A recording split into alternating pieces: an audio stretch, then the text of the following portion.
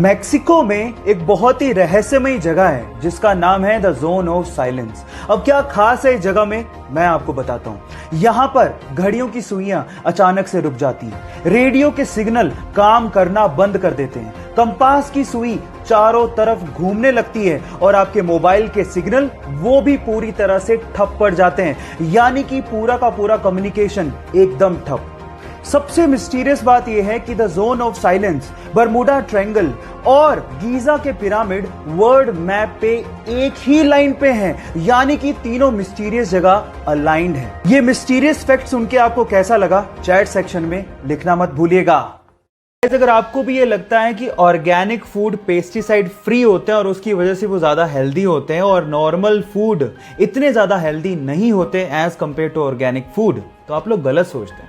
मैं आपको आपकी जानकारी के लिए बता दूं कि नॉर्मल फूड और ऑर्गेनिक फूड दोनों में इक्वल अमाउंट ऑफ न्यूट्रिशंस होते हैं। जी हां, और दोनों में पेस्टिसाइड भी यूज होते हैं। तो दोनों में फर्क क्या है? दोनों में फर्क सिर्फ इतना है कि ऑर्गेनिक फूड में जो पेस्टिसाइड यूज किया जाता है वो नेचुरल होता है, ह्यूमन मेड नहीं होता। इनफैक्ट अगर आप नॉर्मल सब्जियों को भी उतनी शिद्दत से धो के पका के खाओगे तो वो उतने ही हेल्दी होते हैं जितने ही ऑर्गेनिक फूड होते हैं।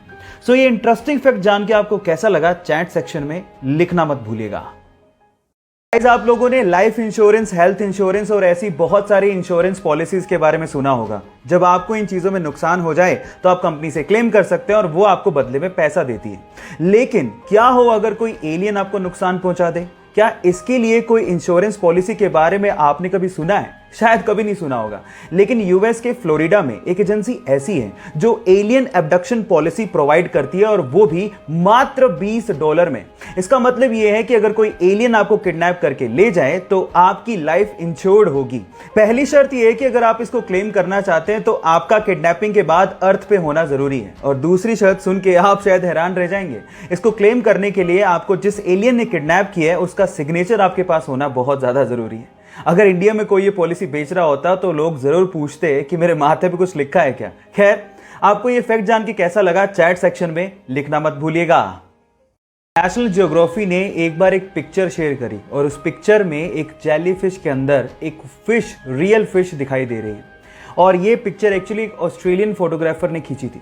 अच्छे से जांच करने पर पता लगा कि जेलीफिश ने उस फिश को खाया नहीं था, बल्कि वो फिश अपनी मर्जी से जेलीफिश के अंदर गई थी। जी हां, अक्सर अमूमन समंदर के अंदर फिश ऐसा करती हैं, वो जेलीफिश के अंदर जाती हैं अपने आप को प्रोटेक्ट करने के लिए ताकि प्रेडेटर्स उन्हें खा नहीं लें। है ना ये अमेजिंग?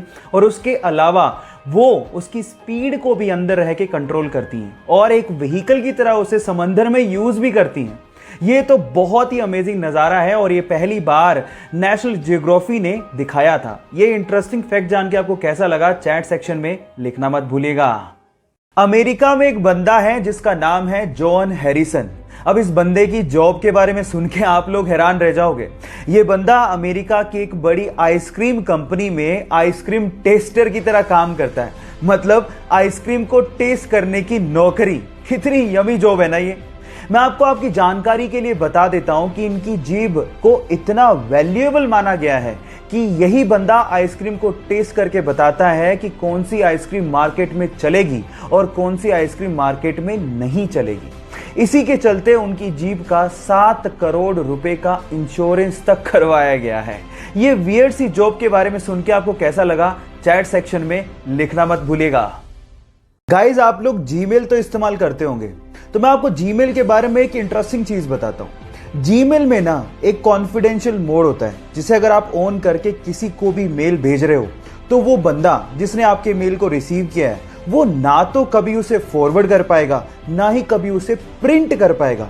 इनफैक्ट आप अपने मेल के लिए एक एक्सपायरी डेट भी सेट कर सकते हो। मतलब ये है कि उस एक्सपायरी डेट पे वो मेल रिसीवर एंड से ऑटोमेटिकली डिलीट भी हो जाएगा। ये फैक्ट जान के आपको कैसा लगा, चैट सेक्शन में लिखना मत भूलिएगा।